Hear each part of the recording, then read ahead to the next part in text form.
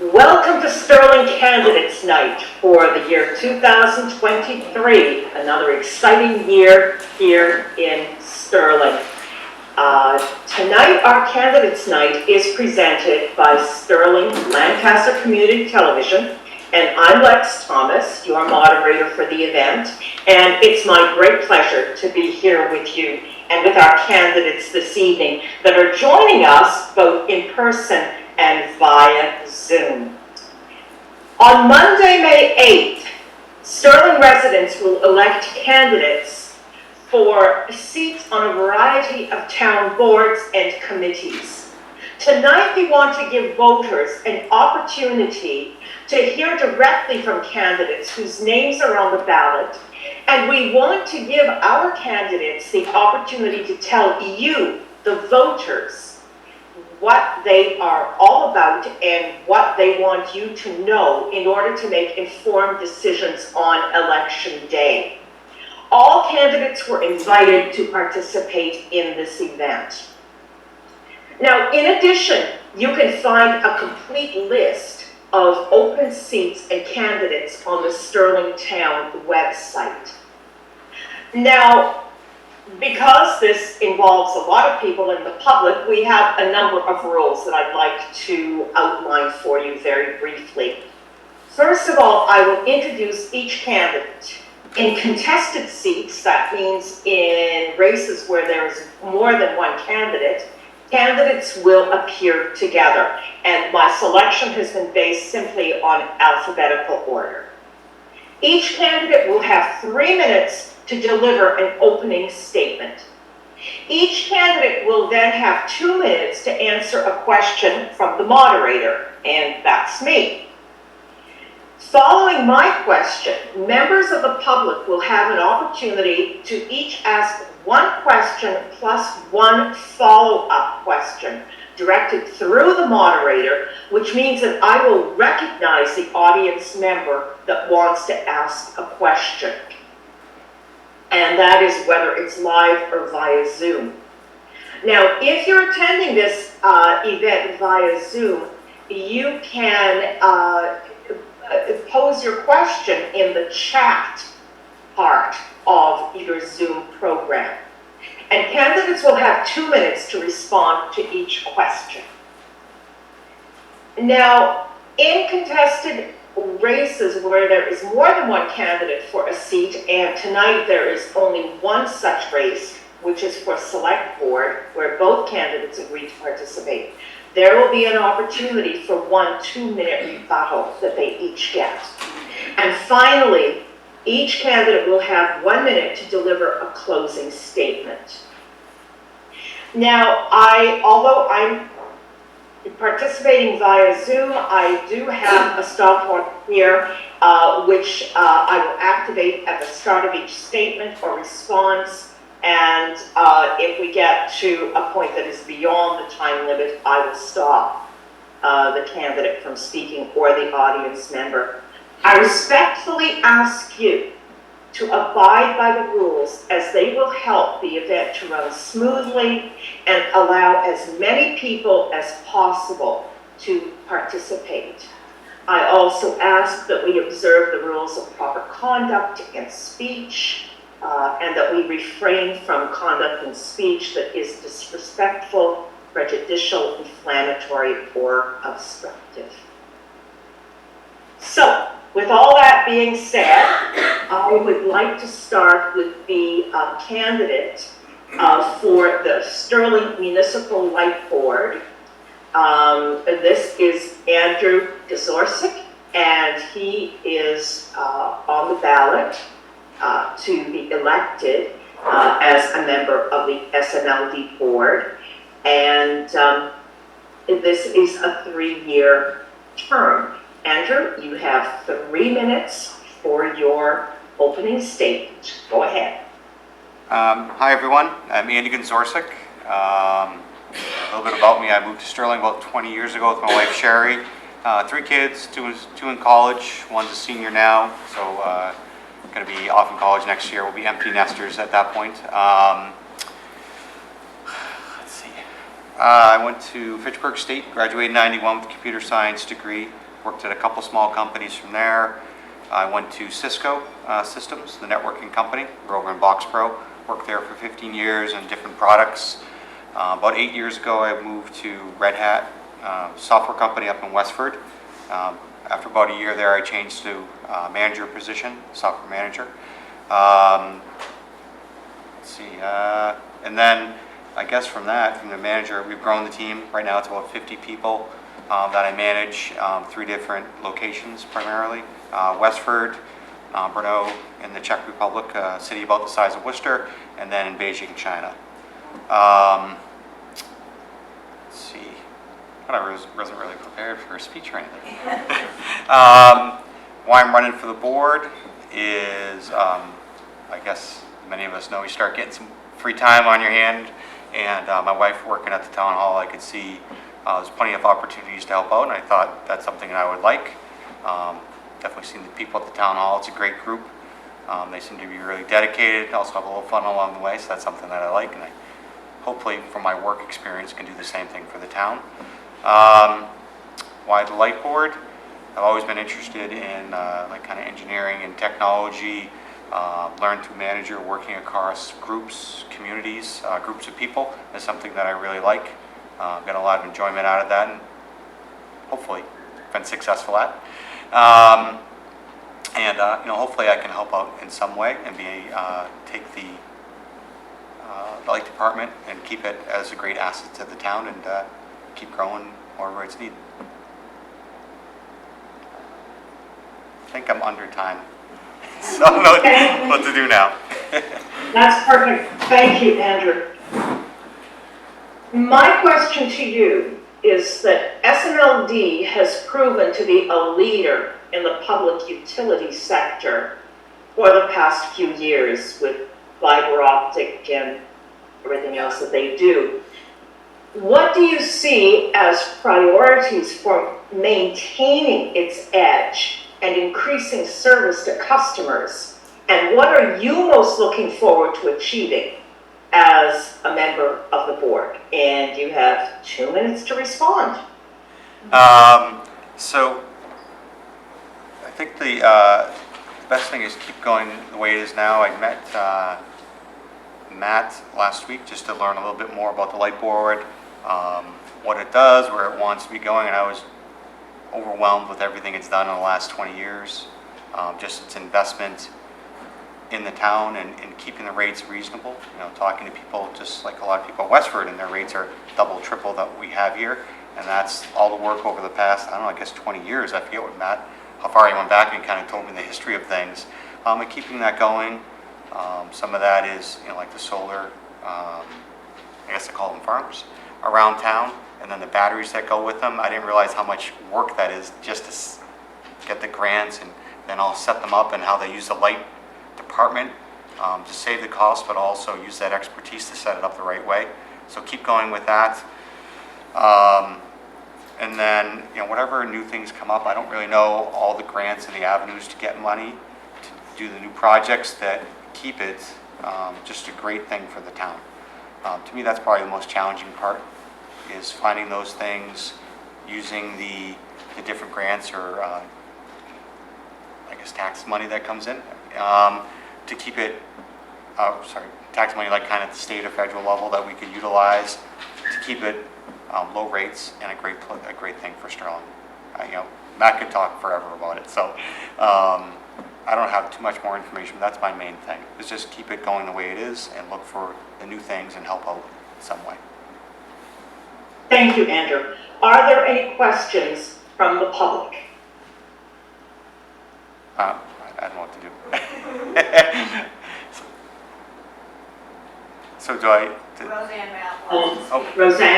Roseanne, do you have a question? I do. Hi, thank you for stepping up. It's a pleasure. My question to you is, how do you plan to participate on the light board and with your skill set, and how is it that you plan to become an active member in that board? My first thing is to learn more about the members on the board, what their strengths are. I don't know exactly where I'd be able to plug in and help out. I don't know like my predecessor. I'm assuming I would win, say I'm the only one running, but maybe not. But what their responsibilities were, how they helped out. I want to learn more about the people working in the light department, what they can do, what their strengths are, what their needs are, and then just going from there. Follow up? Sure. Okay, very good. Can I Are follow there up? any questions from the public? Can I follow up? Question? Yes? I asked, how do you plan to participate on that How do I board? plan? Yeah, what do you plan to do? By learning what the needs are and then filling some of those needs. I don't know what they are today, so I can't give you a specific answer. Okay, thank you very much. Andrew, you have 1 minute to give a closing statement. Okay, this will be really short. I'm hoping to help out, keep the light board going, use my years around engineering, technology, hopefully be an asset, learn something along the way, probably learn a lot more about the people in the town, and keep the light board and the electric department being a great thing. That is it. Excellent. Thank you. Thank you, Andrew. We are going to move on now to the Department of Public Works, the DPW board. And we have Brian Bershad, who is a candidate for re-election for a 3-year term to the DPW.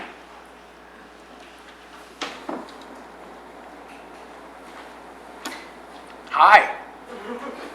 Hi there, just hold on here, because I'm also letting people in. We've got people coming in on Zoom, which is very nice too. So we've got people joining this event that, like me, are on Zoom.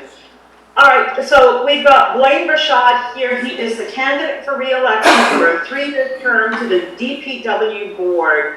And Blaine, you have 3 minutes for your opening statement. Go ahead. Okay. Well, you probably heard my name is Blaine Bershad.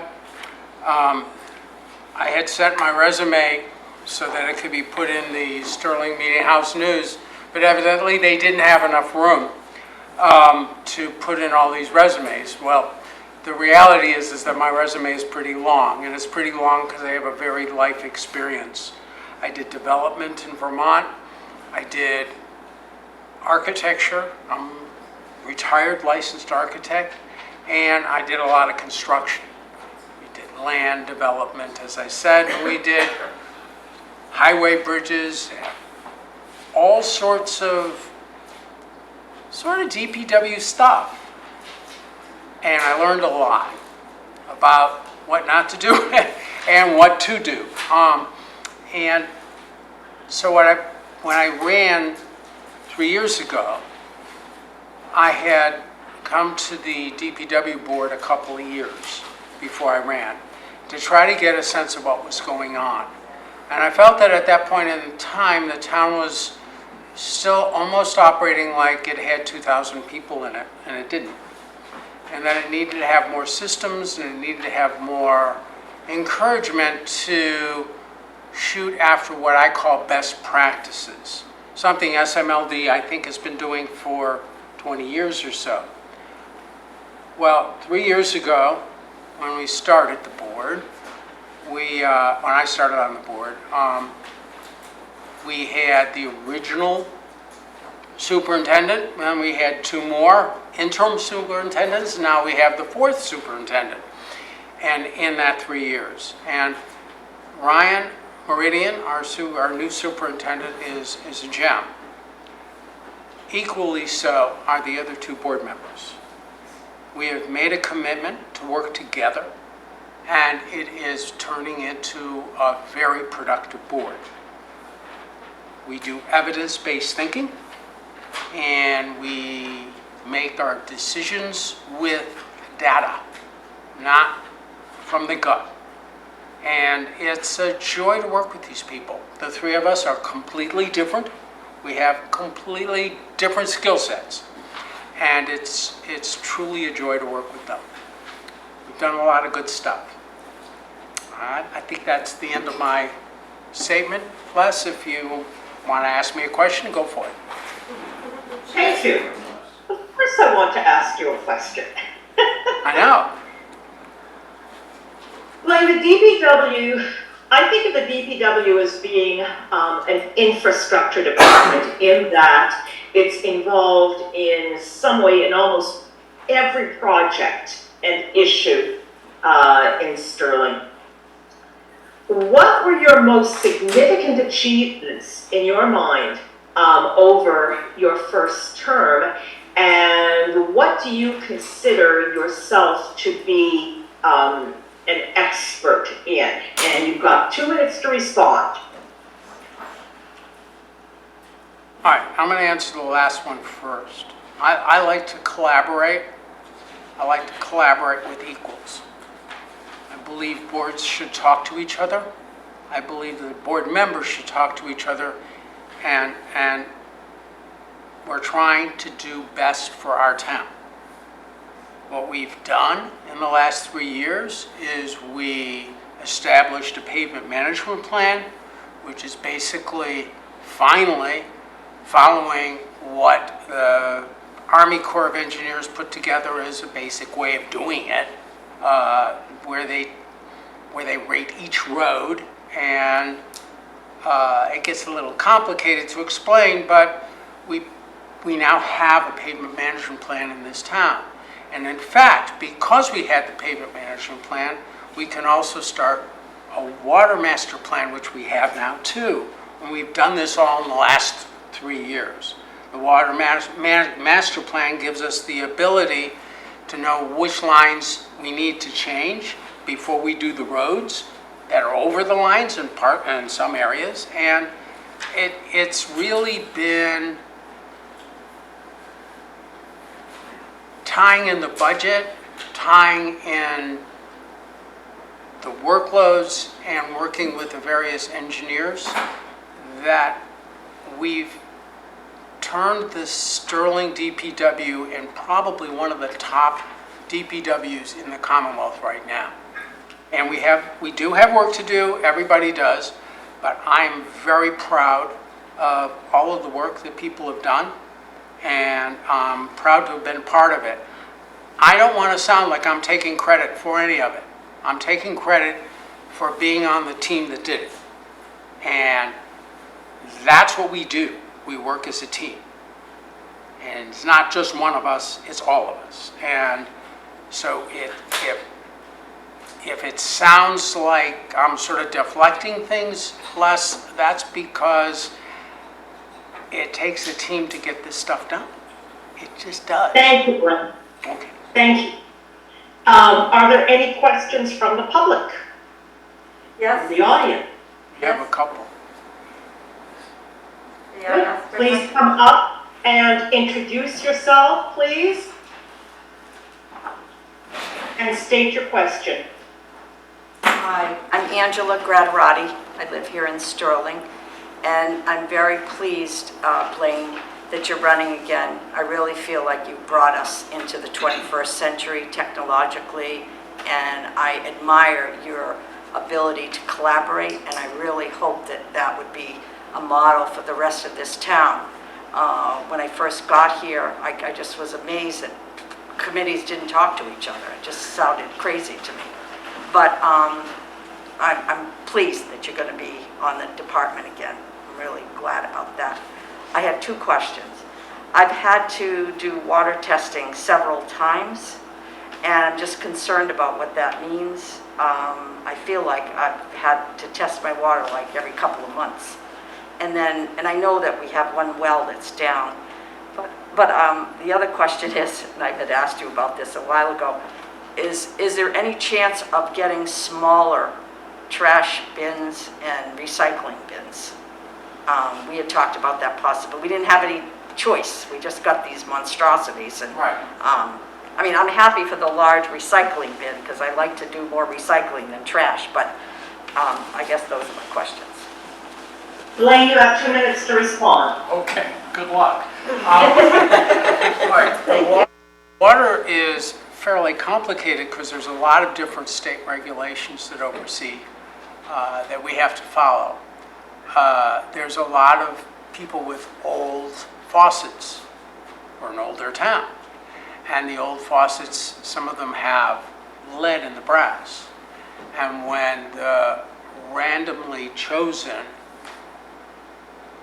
people are sent water kits and they run their water and it comes out with lead, then we have to test more. And it's good. This is good news, by the way. I know it's a pain. I was really sorry about that. But I would rather everybody know about it than not. Well, I'm not, it's not that it's a pain, it's just I don't know what to do about all the testing that they're doing. So Well, it's a good sign that they're paying attention. Yeah. Because for Replace years, my pipes or something?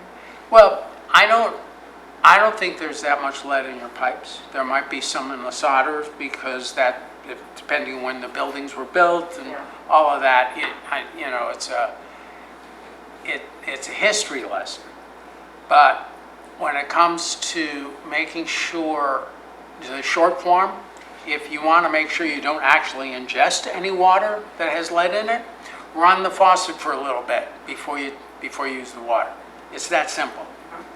Now, if there's a lot of lead solder in the pipes, then it becomes a more serious issue. And I have to run them for a long time. And that gets pretty expensive. And it's also wasteful. Now, as far as the size of the waste bins, in our experience, I agree. Our waste bin is too small, and our recycling bin isn't large enough. And I know that I'm not alone in that. But we had to strike a medium. Now, whether we... Blaine, cut it down to the next 20 seconds, please. Okay, will do. I told you, it's a long time. It's a long thing. We can get smaller bins at some point, but we're going to have to work as a board on that, and we haven't decided to do that yet. Are there any further questions from the audience? Roseanne, Yep. I see your hand up. Roseanne Mapp. Hi Blaine, thank you for stepping up again. In the last few years, there's been a lot of overhaul and changes within the DPW. How do you perceive the changes, both good and bad, in the past few years that you've been on the board for the citizenry of Sterling? Well, 2 minutes, Blaine. okay, I see that I know that we are. It's not, I know it because I have the numbers to show it, that we're operating more efficiently. I know that we're doing things in a better way.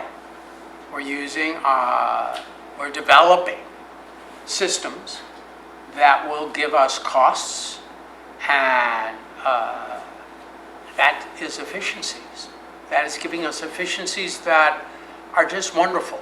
And this is why, you can talk about keeping track of things, but actually until you actually keep track of things and have the information in order to decide, well, this truck is starting to wear out, it's going to cost us too much, we're going to have to replace it in 5 years. You don't wait to replace it and then all of a sudden, oh my God, we got to replace the truck. The finance committee knows that we're planning on replacing the truck. All this stuff is happening. So we're building in all these systems. The fact is, it's only been 3 years, 1 year, basically a year and a half. And we have so much rebuilding and enhancing to do that rather than look backwards, I look forwards to getting the town up and running in a way that will be absolutely the premier DPW in the Commonwealth. And I can see that is absolutely going to happen. I know it. Thank you, Blaine. Are there any more public questions?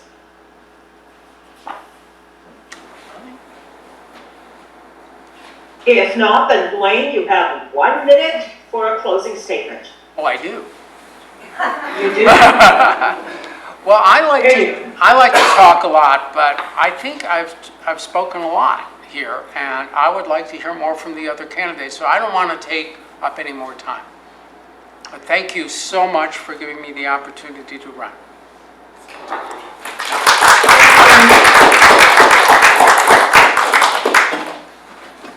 And I would like to now call Judith Doherty, who is running for the Board of Library Trustees. She is running for election. This is a 1-year term. And Judith, we would like to hear your opening statement. You have 3 minutes to do that. Okay, thank you. So, when I was a baby, my mother used to take her 6 children to the library in Norwood, Mass. And so from babyhood, I became a reader. Libraries have always been really important because they're free. I gobbled up books from the time I was a little kid, and I looked forward to those weekly trips to the library. My father taught us about community involvement in Norwood. For 50 years, he was a town meeting member there. Now my brother serves in Natick as a town meeting member. Civic involvement is part of my life story. It's part of my family story. So, before I moved to Sterling, I lived in West Boylston, and there I served on the Solid Waste Advisory Committee, and I also served for 1 year as a interim school committee member. But when I moved to Sterling, I was quiet for a little bit. We moved here in 2012, and I just wanted to understand the community a little bit. But as time went on, increasingly I got involved.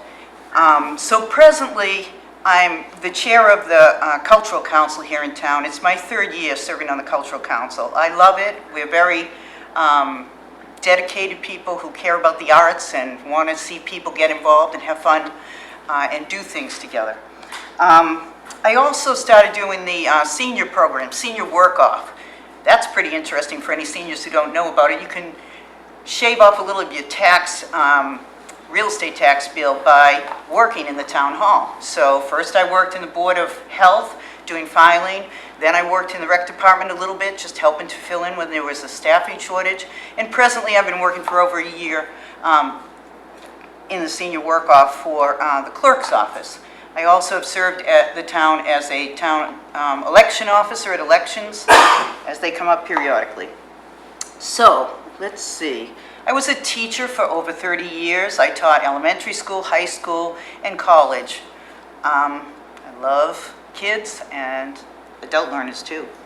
I'm also a lifelong learner. I'm finishing an art program at Worcester State. I've been going back to college in my retirement years. So what's interesting for those of you who don't know about it, if you live in Massachusetts and you're over 60 years old, you can take courses for free at Worcester State. So I recommend that townspeople do that as well. Let's see. You've got another 30 seconds. Okay. I live on Sweat Hill Road. I have a husband, 2 daughters, and a dog. My daughters are starting to get involved in the family tradition. My older daughter is an election officer. Her name's Marina. You'll see her there. And my younger daughter started joining the Cultural Council at 16. So it's great to have them involved too. Thank you, Judith. In your statement, you referenced both kids and seniors. And I think in these, what we are hoping is post-pandemic years, we've seen both really affected by changes and restrictions due to lockdowns, etc. How do you see the library fitting into that and getting people involved, both in the community, involved in lifelong learning, and all of those things that keep people very, very alive? Yeah. So first of all, hats off to the library, because during the pandemic, those of you who get library books might know that all you had to do was phone in and they'd bring them to your house. I mean, how much service? So on a regular basis, they can see me there at the library pretty much once a week. And The service is excellent, I think. The people there are very gracious. But in terms of programming, I like what they're already doing. I think we can continue to do more. I'm all in favor of outdoor activities that can bring people of all ages together. We're certainly trying to increase community involvement in the Cultural Council. I think the same could be true in the library. The more people we can get involved, the better, as far as I'm concerned. Very enthusiastic about that. So in terms of teen depression or some of the things that have gone on with academic losses during the pandemic, I would just say that from a teaching standpoint, anything we can do for the young people to boost them up, I'm talking teens, young 20s, all those kinds of groups need some extra attention, I think, as well. But the library so far, I think they provide a lot of nonfiction material that's really powerful in terms of psychology and spirituality and how to help out families with these kinds of concerns. Did I cover all those things? I believe that you did. Okay. Do we have any public questions for Judith? Then Judith, you have 1 minute to make your closing statement. Oh, my closing statement, let's see, I think I have that somewhere. I feel like I'm a pretty well-organized person. I come from a writing background. I taught college writing for many years, remember Comp 101 and 102? Now I have an artistic bent going because I went back to college. I think I'm a pretty enthusiastic person and a doer, collaborator and a people person. So I hope that helps the town.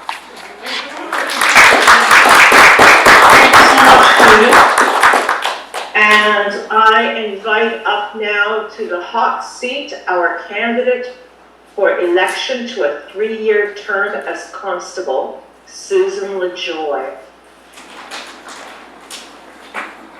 And when Susan is placed there, you know, it's just so wonderful to see people stepping up and taking on these roles, because they are what keep our town chugging along and keep our town vital. Susan, welcome. Thank you so much.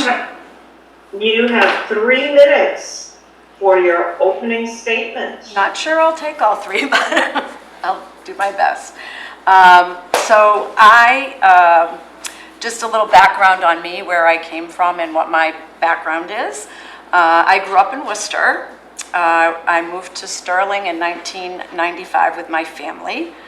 And over the years, you know, we grew to love this rural community. It's certainly much better to raise children in a rural community, and we loved it here. I graduated from Framingham State College. Actually, now they call it the university, right? With a Bachelor of Science degree in medical technology.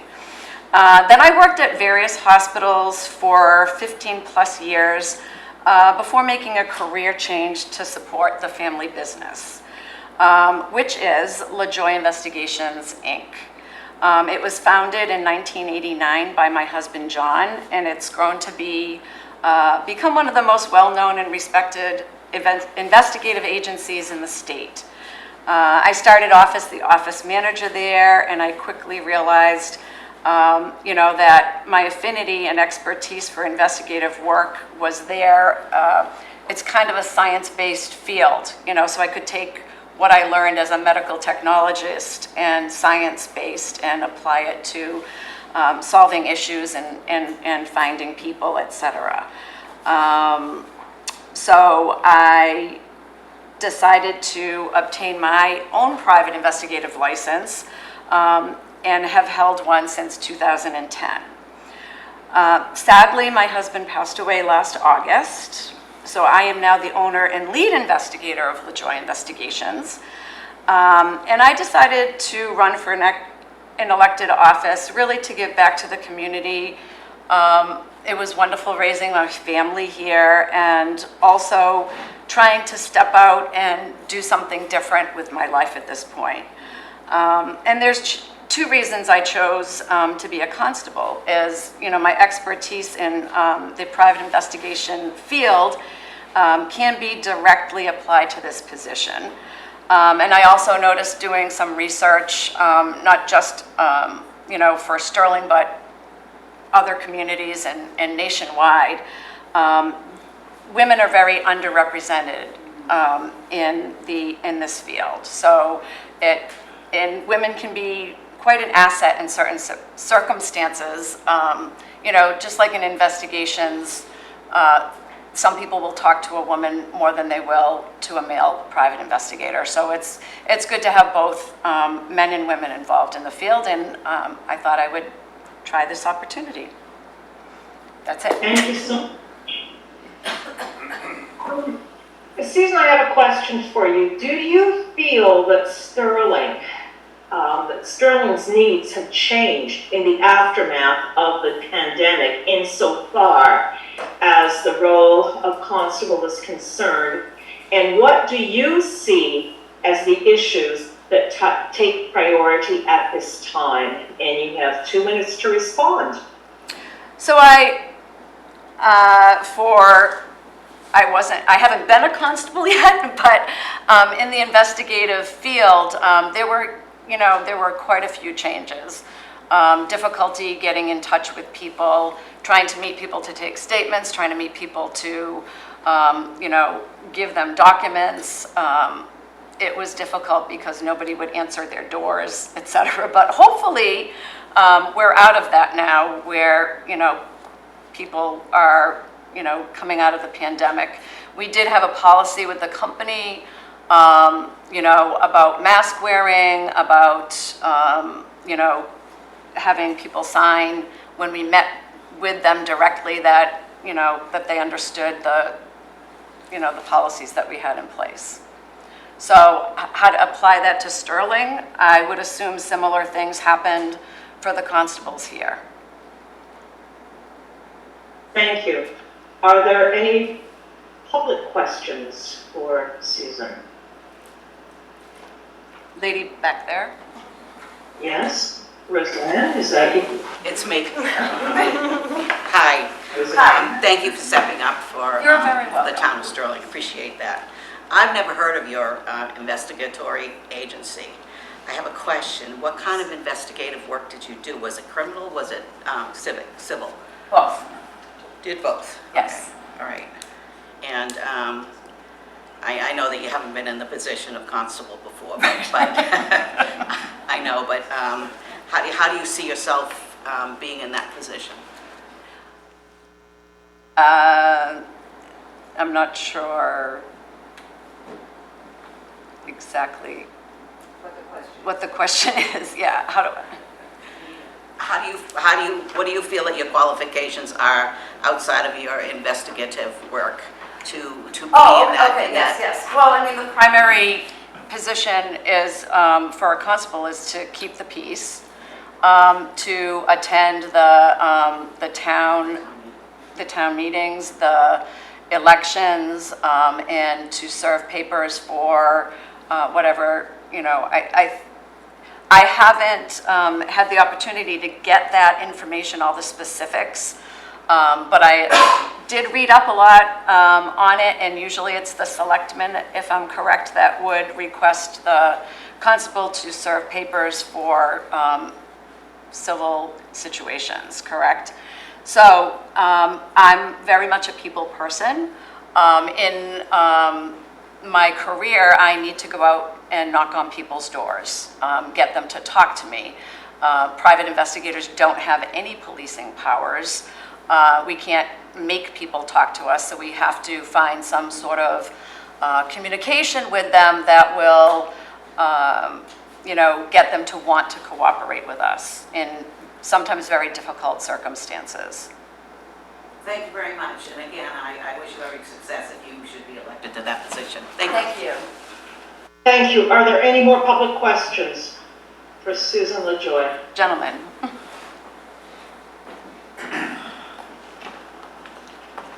Brian Klein, I live on Boutel Road. I thank you for your efforts to become a candidate. Thank you. And I wish you luck in your effort. I have a question about gun handling, whether it's required or whether if you have to knock on the door of a house where there's concerns, whether you're backed by police officers. Because I seem to recall from past, annual town meetings, et cetera, that the person in the constable position often had a gun, as I recall. So I don't have a license to carry. I don't think that it is necessary. Like I said, we're supposed to be peacekeepers. Back in the very back history of constables, they were around before police. So they had more policing powers. I believe the state still allows the policing powers, but very few towns or communities use that. Mostly for me, I wouldn't need to carry a gun. I'm going to try to use my words to get people to, stay peaceful. Okay. But I guess the question is, do you expect that you have to team with the police at times? I guess it's situational and you have to gauge that need, or how is that? I would assume How would that be so. decided? I don't know, actually, because I did ask, like, nobody seemed to know who had the description of the constable. The clerk's office here didn't have it. I did stop in with the police, who I was told, would have the major description. And whoever I saw there didn't know anything about it, and I left my card. Somebody was supposed to get back to me. So I don't really know for sure. Okay. But I'm sure there's some sort of cooperation with the police, and I would assume that they would come in and play in dangerous situations. Thank you for clarifying. And I'm not questioning your candidacy, it's more of No, I really a understand. job description question. Right. Thank you. I don't intend to carry a gun ever, so if that puts me out of it somehow, it's okay. Thank you. Are there any other Yeah. questions? Lex, can I just make a statement? This is Maureen.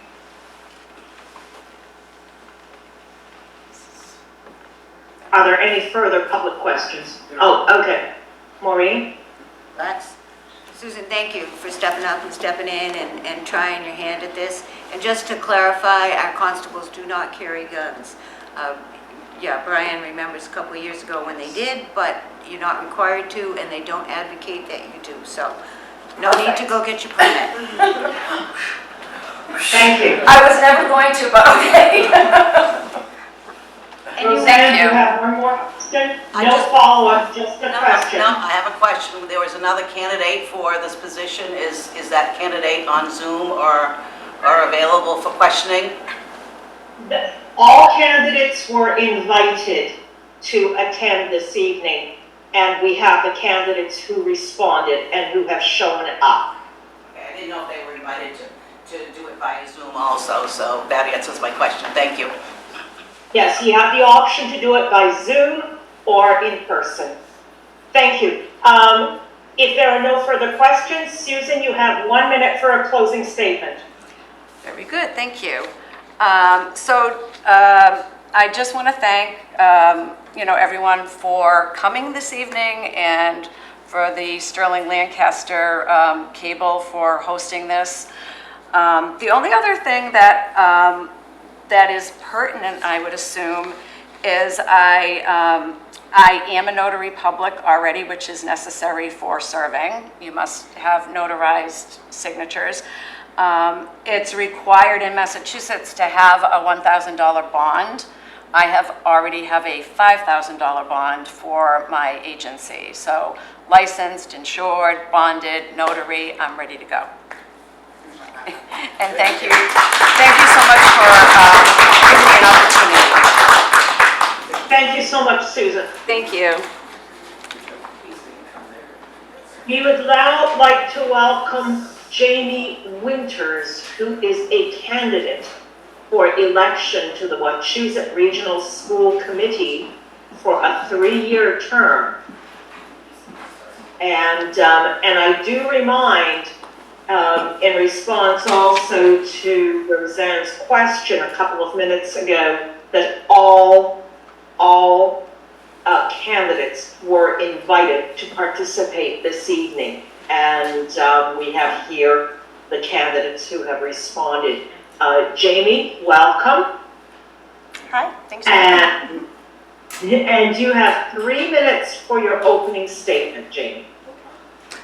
Good evening, everyone. I'm Jamie Winters. I, as you know, am the candidate for the representative for this school district. I graduated from Westfield State College, where I met my husband, and shortly after we were married, we embarked on our journey to plant our roots, seeking out what any young couple starting a family looks for in a forever home: multiple bathrooms and a great school district.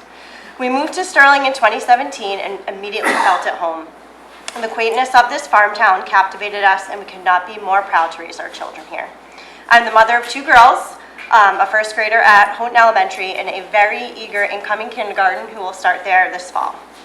As a parent, I've had the privilege of witnessing firsthand the incredible impact that our schools in this community has had on our children.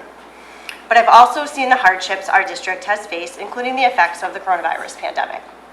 I've also, personally speaking, my first grader is reading below grade level, as are many children throughout the district. We would be naive to think that the last few years have not altered our children's overall educational experience and caused a shift in their social and emotional development. Within this community, we've also endured the recent changes in administration with the new hire of our superintendent, Dr. Riley. I'm hopeful that this change is the first step in getting our district back on track to aid our students with their academic recovery. I hope to bring a child-first approach to the seat, and I'm committed to working with those that know their children best, their parents. In addition to supporting parents, I will work tirelessly to meet the needs of our students, teachers, administrators, and of course our stakeholders, while doing my best to guard community finances. I thank you all for attending this evening and for the opportunity to serve. Thank you, Jamie. My question to you is that the Wachusett Regional School Committee has a very significant role to play for families in our town and for the children and youth growing up here. And this is, let's face it, this is a generational thing. I mean, many of us have kids that are now, we are in our senior years, but our kids grew up here, and so that's going to continue to happen. What are the major issues that you see for the school committee's effective operation, and which are you most looking forward to tackling as a member of the committee? You have 2 minutes to respond. Sure. So as I mentioned, our kids are behind. They've had the last couple of years have been really, really difficult for them. So I'm looking to find creative ways to help get them back on track, to look for resources. I know a lot of people worry about the budget. That seems to be the big thing that a lot of people kind of stress about, from a school district standpoint. But I would argue that we need to really put our kids at the forefront of our decision making, and really do what we can to support them with their recovery. Thank you. Are there any public questions for Jamie? Roseanne Mapp, Hi. identify yourself and ask your question. Thank you for running and meeting us here today. I understand that you're not the only person running for this position. With all the turmoil in the school systems throughout the United States, and teaching history and valid history without being biased in one way or another, how do you feel about, holidays, and do you still feel that, Columbus Day or any of those holidays should be observed in our town or in our state? And I think that a lot of people have a lot of questions hearing what we hear from the greater majority of the country. Sure. I think that it's important to instill history. You can't change the past. And I think that things like that, we need to move forward, teach our kids about those sorts of things, because it happened. I don't really know how to answer that question. It seems to be a bit tricky. I'm not really sure. I would say that I'm of the mindset of I don't want to say keeping things the way that they are, but I don't want to change things too drastically either. If that makes sense. Okay, thank you very much. Sure. Are there any other public questions? Yes. Please identify yourself and ask your question. Kirsten Newman. Thank you for stepping up. I currently have multiple friends who are on the school committee, as well as quite a few who were previously on school committee. And I know that the time commitment can be very intense. It's not just a matter of the meetings that are posted. There's a requirement for multiple subcommittees when you're on school committee. And I know you mentioned your kids are fairly young, and I know my friends have had trouble with their older kids finding childcare and availability to make it to all of these meetings. So I wonder, do you have a good support system that will allow you to put in all the time that is required for the role? Yeah, absolutely. So right now my girls are at home with my mother-in-law and my husband. My in-laws are retired and they love their granddaughters more than anything, so they are an amazing support. I do know that the governor has also just given the green light for, remote, the opportunity for remote meetings, so I know that that is also an option. So if I am tied up, that I can still be able to Zoom in, so that I wouldn't necessarily have to miss specific meetings. Thank you, Jamie. Are there any other public questions? Then, Jamie, I would invite you to make your closing statement. I'm sorry, did I miss somebody? Yes. I think I just... Judy Doherty. Could you please, okay.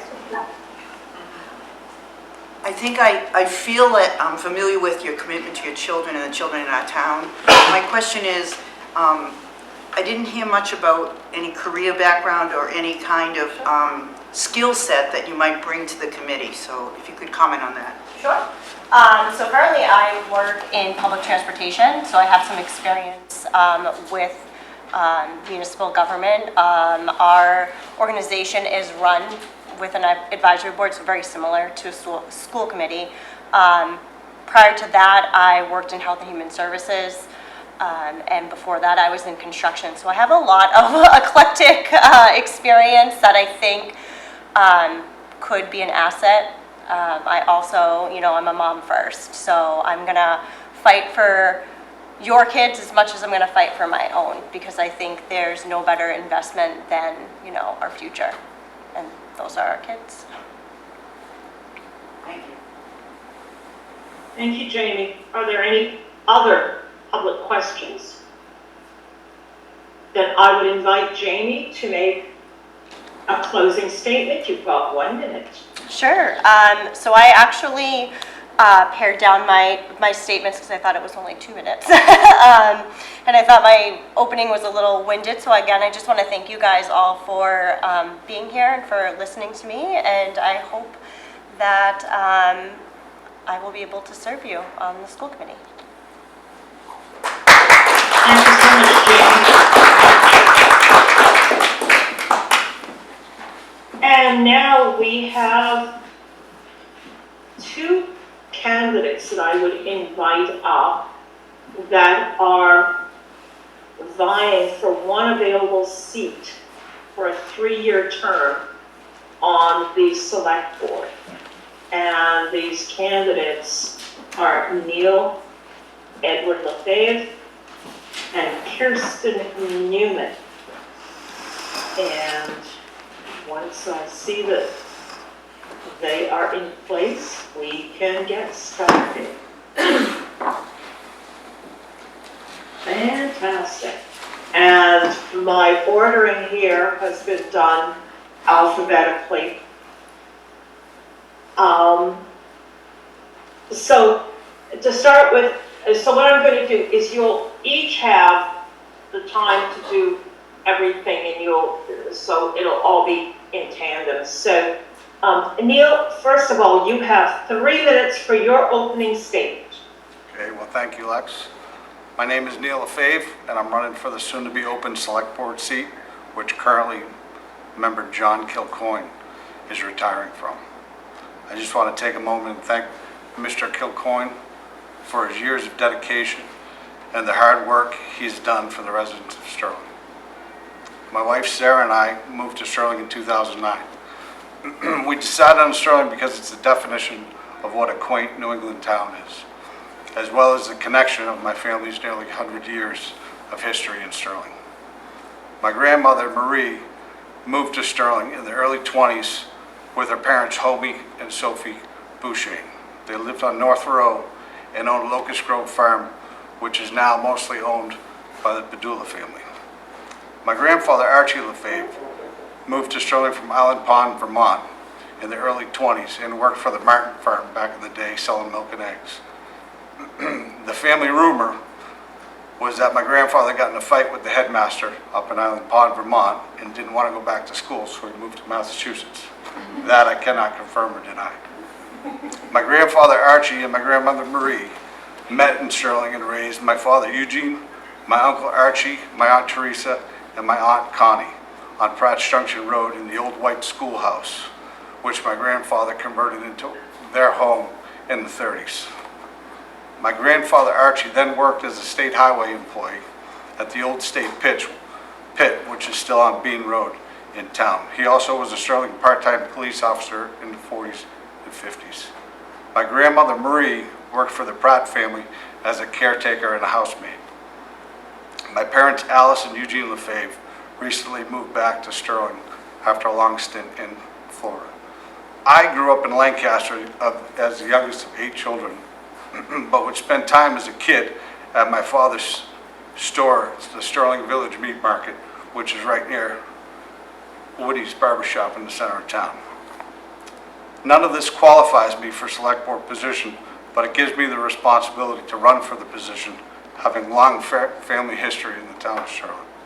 What qualifies me is that I have an extensive background in construction and project management. I've received many awards and accolades for several of the projects that I was involved in. And I currently am a construction coordinator for the Mass State Police, as well as a part-time police officer in Barre and Berlin, Massachusetts. I have no hidden agendas. I just believe that the select board should be accountable and responsible to the residents of Sterling. And thank you, and I hope to get your vote. Thank you, Neil. Now I would ask Kirsten, you have 3 minutes for your opening statement. First, I'd like to thank SLC TV and Lex for making this happen. My name is Kirsten Newman. I'm running for Select Board. I originally grew up in California, where I was an executive admin for a few startup companies. When I got married, we decided that we wanted to come to the Northeast to raise our children. My husband is originally from upstate New York. So we landed in Massachusetts, settled in Holden, and just over 4 years ago, we made the move to Sterling. When we got tired of the overbuilding and traffic in Holden. Our girls were up at the high school, and it actually took us more time to get up to the high school from our home in Holden than it took us to get to the high school from our home here in Sterling. It's a much nicer drive from Sterling as well. So when we moved here, I went into town hall to register to vote and to license our dog. And I just could not even believe how friendly our town hall was. I met with the town clerk and immediately ended up signing up to be an elections official because I just felt like I wanted to work with this person. So lovely. And not long after that, I found my way to the planning board, where I'm currently serving. My term is up, so I am not abandoning that position by going for this position here. And from the moment that I joined the planning board, I began attending all sorts of board and committee meetings in town because I felt that it was my duty to learn how everything came together to make the town run efficiently. I didn't think that I should serve in that position without knowing what everybody does. And in doing so, I've just met the most amazing people. We are so lucky in this town to have all of you here who are volunteering for positions and many people in the room here who are on boards and committees that I recognize. And I just started talking to everyone, trying to learn as much as I could. And through these conversations and making connections, I just really learned so much from everyone's stories and ideas and opinions. And I just feel that being in the position of select board, I can continue that. On the planning board, I don't see as many people and deal with as many committees and boards. And I really just enjoy the collaborating with everyone and learning about what everybody does and putting it together in a friendly manner. So I look forward to collaborating with everyone on every level to ensure that Sterling continues to be a desirable place for all of our current and future residents and business owners. And that's why I'm here running for select board. Thank you, Kirsten. So, Neil, the past 2 years have been devastating for so many individuals, families, and businesses on account of the pandemic. And for municipalities, so many projects have either been canceled or have been significantly downsized or changed.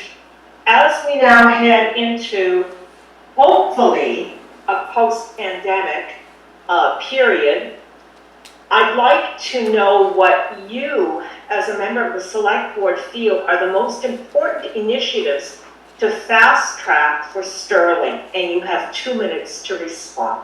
Okay, thank you, Lex. Great question. I think in these times right now, we have people in town who are just trying to worry about whether they pay for heating fuel or food on their table. So some of the projects that may have gotten sidelined for now, I think that's a good thing. We have to take care of our residents first.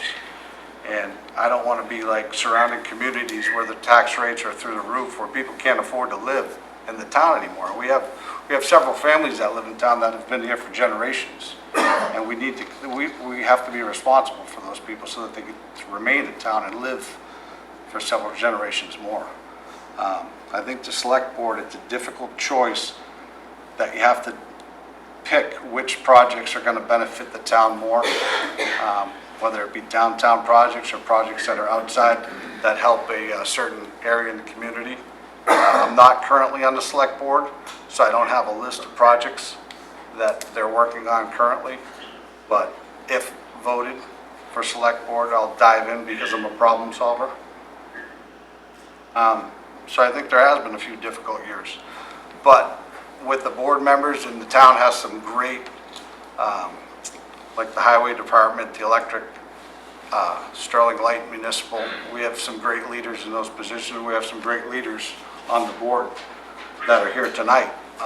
I look forward to working with them and coming up with solutions for the town and the longevity of the town. Thank you so much, Neil. And your question, Kirsten, is the same, but I will repeat it. The past 2 years have been really devastating, as we all know, for many individuals, families, and businesses on account of the pandemic. And for municipalities have not been spared. Countless projects have either been canceled or have significantly changed. And as we are hopefully now in post-pandemic years, what do you, as a member of the select board, feel are the most important initiatives and things that you can work on to fast track our town? And you have 2 minutes to respond. First and foremost, I would say, is communication. The pandemic really ruined communication. We still tried to have business move normally via Zoom, and I think there was a lot of confusion. We had our town meetings at the airport. People were in their vehicles. It was difficult to hear what was going on. Looking back, some of the laws that were changed, people were confused about because they didn't hear what was going on and what they were voting on. So I think now it's a matter of getting everybody back on the same page making sure that all of our boards are communicating, that people truly understand what they're voting for when it comes up at town meeting, and communicating with them and explaining what these warrant articles are so that they can be informed when they go to vote. Also, infrastructure, I think is number one. I know that our DPW is working on the pavement plan, which I think is great.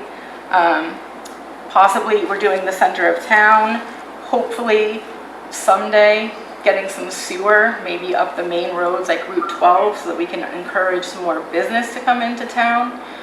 The economic development of the infrastructure, I think, is probably number one. So infrastructure and communication, I would say, are my top two. Thank you. Now, before we go to public questions, you both have an opportunity for rebuttal, and I'm going to give Neil the first opportunity. You've got 2 minutes for a rebuttal statement, if you wish to make one. No, Lex, I think I'm good. I don't have a rebuttal. Okay, thank you. And how about you, Kirsten? I'm good as well. Thank you. Do we have any public questions? Hey, Roseanne Mack, Roseanne, what a surprise! You step up. You know it. Again, both of you, thank you for stepping up to be part of the government of our town. It's so important that people stand up and take charge of the community in which they live. I have a question for both of you. What are your strengths and weaknesses that you would bring to this position? I would say my strengths are that I'll hand that first to Neil. Yes. Okay. Order. Great question. I think my strengths are my ability to problem solve, my ability to work with people, my ability to communicate with people. I understand you can't please everybody, especially in a town situation where there could be difficult choices to be made. I think probably my biggest weakness is I can't say no, because I like challenges. That's probably my biggest weakness. And Kirsten, do you have a response to that? to his answer or to Roseanne's question? Roseanne's Okay. question. This is not a rebuttal time. This is a public question. You're responding now to Roseanne's question. My number one strength is that I'm a people person. I am extremely approachable. I go out of my way to find people, talk to them, find out how I can help, and bridge communication between different groups, different committees and boards. I have the time. I think that's a strength. I'm not working full-time at the moment, and my children are older. They're 20 and 18, so I have plenty of time to put into the job. My weakness, I would say, would be anything with regard to the budget, but I know that we have amazing people in place on FinCom, and one of which is my neighbor, and I know that I will have no problem going to any of these people and asking questions. I'm not afraid to ask, but that would be where I think my weakness would be with anything that's budget related. Thank you. Are there any more public questions? I have a follow-up. Roseanne. Do you have a follow-up? Go on, Roseanne. I originally asked what your strengths and weaknesses would be. I understand that you gave me your strengths. But what would your weaknesses be in this position? My ability not to say no. That's what I said. Oh, okay, I thought that as a positive, but okay. Well, you can ask my wife, I'm sure she knows. I'm asking you. Okay, I do have other questions, but I guess I can't ask, so. Yeah, you're done for the moment. Are there any other public questions Right here. for these? Nancy Castagna, Redstone Hill. What is your position on senior housing? Would you be willing to take on that challenge that is desperately needed in Sterling? Both of you. Let's start with Neil. Great question. My aunt currently lives in the senior housing here in town, and that's a great opportunity to keep people who've lived there their whole lives in town with that, where they do a percentage of their income with the housing. I think that's very important, and we owe it to those people to look for solutions for that problem. Thank you, Kirsten. 100% support that. And because I've been on the planning board for 3 years, I know about the need, and I've racked my brain driving around town thinking about where we can fit this in, and thinking about our landowners. One in particular, that I see their land and I think, wow, that would just be such a perfect place for senior housing. Don't know if it would ever come about, but if we see land for sale, go talk to the landowners, So you're see what they're willing to do to work follow with up us. on that. We definitely need to follow up on that, and that would free up some housing for some younger families to maybe afford to come into town. So absolutely. Thank you. Are there any other public questions? And that's Roseanne. I will give you another chance here, but let's see if anybody else has questions. Judy has a question. Yes, please identify yourself. Judy Doherty, Sweat Hill Road. So I heard on the radio about a program that might be instituted in Boston to deal with housing issues and how expensive housing is, which would involve a tax deduction on local real estate tax for homeowners who are willing to take in a person to live with them in their home. Because some people, I noticed, because I work in the clerk's office and do the census, a lot of people are living alone. Oh, would either of you favor that? I thought we were just going to agree to that. Say no to that, Judy.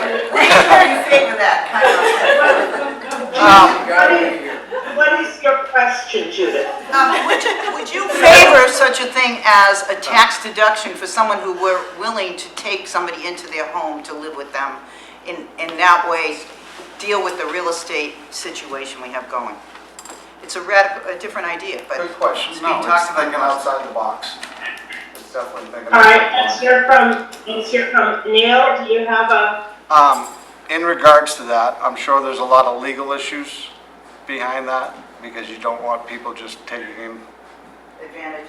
right, with social security checks coming to the house and medications and that, so there's a lot of legal sides to that, and I'd like to let Boston try that first, because they have funding and money for lawyers, so, but it is a great idea. I mean, it's thinking outside the box, because we really do need to help the seniors in town, because a lot of them, I mean, with the oil prices and gas prices and food prices, it's tough.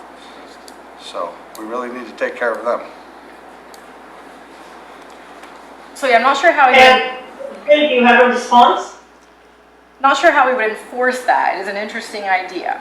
However, on the town warrant, we do have our ADU bylaw coming up, some changes to that. And the ADU bylaw was put in place to try and get people to be able to live in town for a lower price. You can have your kids live on your property. You can have your parents if they need to. So that is something to keep in mind for town meeting, to pay attention to this ADU bylaw and try and make the decisions that will best help Sterling add some lower income housing in town. Are there any other public questions? Brian. Brian Klein, Boutel Road. I have a question. I guess it's in the range of zoning and tax, in the range of zoning and, say, tax base. Early in the introductions, I think candidate LaFave mentioned the interest in Sterling as a quaint village. or actually, yes, that was one of the draws for, Quaint New England town. quaint New England town, and I think Kirsten mentioned previously living in Holding and dealing with a sense of an overbuilt situation.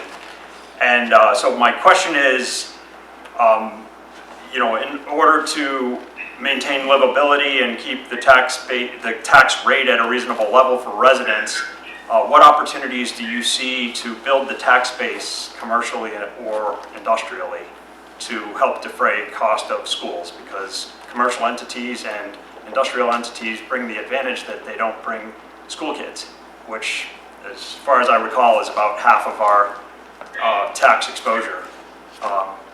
Brings great opportunity, but what ideas do you have for building or improving our tax base from industry and Neil, do you have a response? Sure, I think we have a unique opportunity here in Sterling. We have the 190 corridor or commercially zoned land.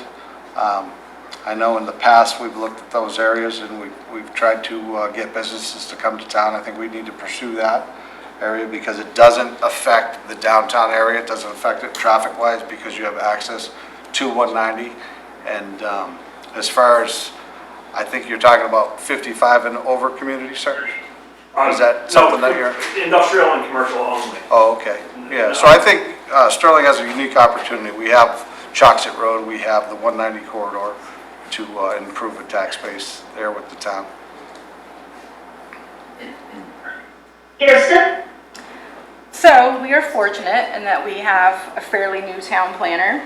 And because I'm on the planning board, I know that he wants a complete overhaul of our zoning bylaws in order to fix these issues that you're talking about, Brian. Starting off with the performance zone out on 140 where Sterling Greenery is. It's very difficult to get commercial business in there because the performance zone laws are just so complicated that we can't figure out what can go in there. And so he has hired a consultant to help us figure out how we can get commercial business in there. So it would be collaborating with the planning board to make sure that we do this properly for smart growth in Sterling. And like I mentioned before, infrastructure. In order to get businesses in here, restaurants and things up Route 12, a lot of them can't come in because they don't have the sewer capacity. So if we can do something to fix some of the infrastructure around town, that might encourage some more business to come in. Are there any further public questions? Guess who? Roseanne, Roseanne, all right, you welcome. get the last word here. All right. Thank you. I'm on the Economic Development Committee, and we have been trying to bring in business throughout the town. It's a very slow process. We have lots of hurdles to overcome. I know that Kirsten is involved and informed about those things, and I've never seen you before, so I don't know how involved you've been on the periphery.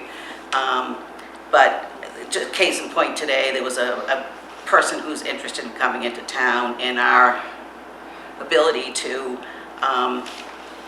go through the business process has not been an easy thing, despite the essence of trying to make it easier. And I know they've done some reform and the requirements and things like that, but it's as yet doesn't seem to be helping everyone. And I just wanted to let you know that the Economic Development Committee has been working for months. There's a couple of us in this room that are on that committee. And we have been working tirelessly to bring in people for our town. We've run into all sorts of problems with our zoning, which is a tremendous problem that I know takes time to fix and things like that. But it's time we got our skates on and move it along. How do you feel about what would your timeline be to see progress in that area? Which area? Neil. Which one? Economic development. Okay. Well, there's, Yeah, Neil, go ahead. thank you, Lex. It's nice to meet you, Roseanne. First time I've ever met you. And Likewise. My pleasure. Great questions, by the way. We have to be careful with economic development plans because the Route 12 corridor, we abut DCR properties. And the biggest issues we have with sewer systems is, because that's the drinking water, all these recharge zones going to Stillwater River, going to the Wachusett Reservoir. So you have to be careful because that's Boston drinking water. I know because I live on Stillwater River. I've dealt with the DCR many times. Yeah, that's the other side of town. Yeah, great people. Yep. I think that everything's on the table as far as looking at the zoning laws and that. But you got to remember, you got to be careful with this because what may be a great idea today or next month down the road may not be a good idea. You might be putting people, taking people's property. You might be putting people who otherwise can't afford to live in these areas, and then they sell their property for this economic development. And Sterling's a quaint village, okay? It's a quaint New England town. So we have these corridors, the 190, the Choxet Road, Route 12, which has its complications, 140 by 190. I don't know how much more we could actually develop that area. But you got to be careful with that. It's not an easy question by any means. It really isn't. So, but that's something, if voted for select board, I'd love to take a look at that and see what the zoning laws are for those areas and how we can improve them. So you're not 'Cause familiar with anything right now? anything as far as, Kirsten, have a response? So, heard a lot about zoning, and we know that our zoning is an issue in town. And I think that what we need to do, and it's the collaboration with all of these committees and boards, right? We don't want the planning board to be working on this alone. We want to help them. We want them to help us and you, right? So this is where the communication and collaboration comes in. And if we're going to overhaul this, we're going to do it right the first time by all of us working together to make sure we do what is best for Sterling. And with that, I would say that. yeah, one more person. Lex. Yeah, sorry. I thought we were in charge. Give you a break. Alexis Maureen again. I just want to put together here, we have been talking a lot about zoning, and obviously Kirsten is really familiar with it because she sat on that planning board, but nothing gets done until we go to town meeting. Every zoning law goes to town meeting. So it's up to us as townspeople to pay attention to what it is and where we want things. It's not the EDC, it's not the select board, it's not even the planning board or the DPW. It has everything to do with the townspeople in general. Every change in zoning goes to town meeting. And if it fails the first time, you don't go back for 2 years. So just a statement so you guys are aware of how that actually works. The select board is not all of that in a bag of chips, just so. We all think you are. Maureen, did you have a question? My question is, are you guys crazy? Well, I am not. Oh, Lex. Did you have a question? No, Because that's what it's all about. Yes, but the And question is, I'm ready to close this down, so if you have a question, ask it or not, that's it. yeah, the question was, are you aware of how the zoning all works? And they're both nodding their heads, so. That's the question. One more question.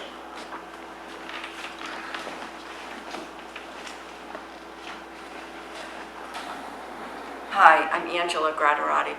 I'm not so sure this is a question as much as it is an observation that I really believe that we as citizens of this town need to be informed about how this town operates, or any town government.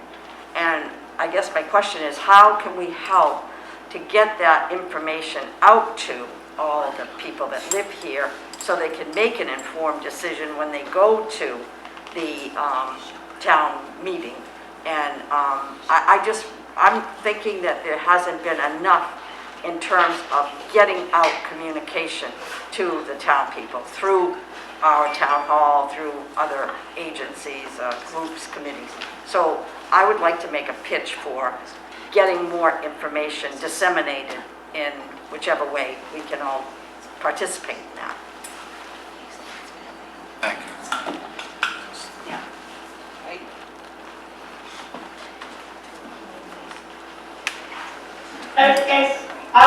And we haven't given Neil and Kirsten an opportunity for their closing statements. So I would like to give Neil 1 minute to make your closing statement, please. Thank you all for attending. Thank you, Lancaster and Sterling TV. As far as the zoning and that, like I said before, we need to be accountable and responsible to the taxpayers and the residents of Sterling. So these are issues that they should vote on.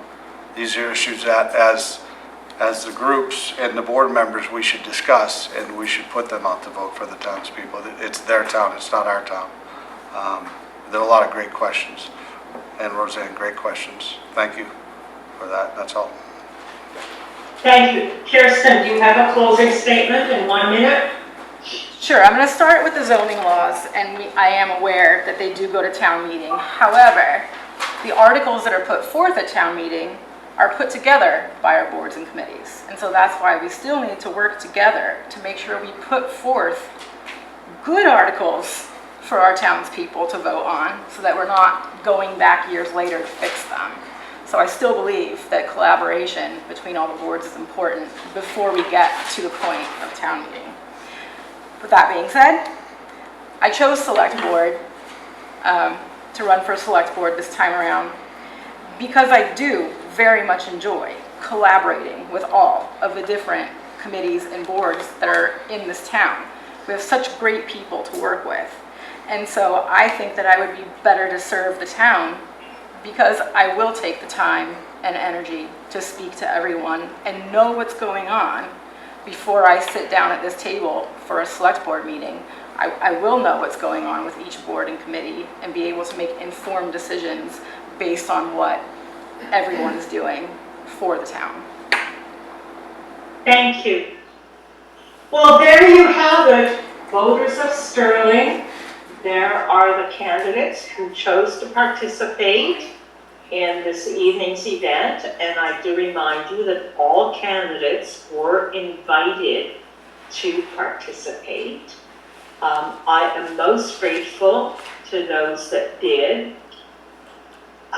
You all made incredible contributions and gave us a lot to think about so far as things that are really important to our town.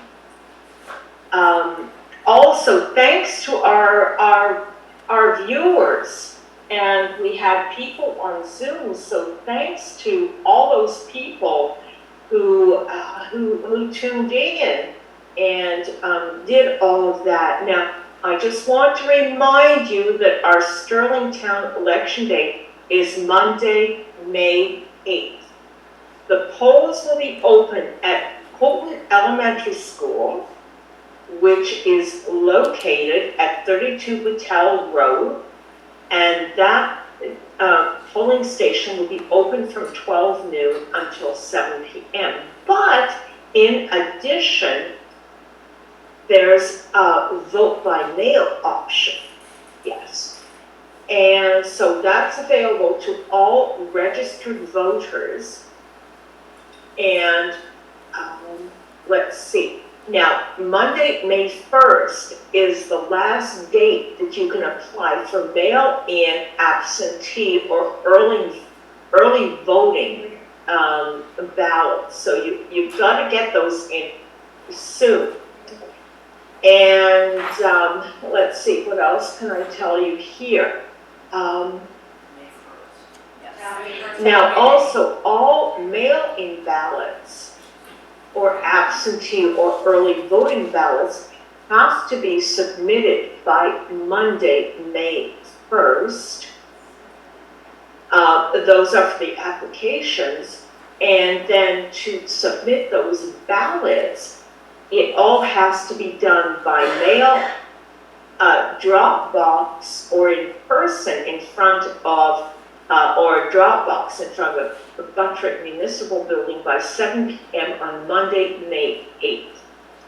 And you'll find voting by mail ballot applications and sample ballots and a lot more election information on our town website. So on behalf of Sterling-Lancaster Community Television, thank you for being here and happy voting. Good night.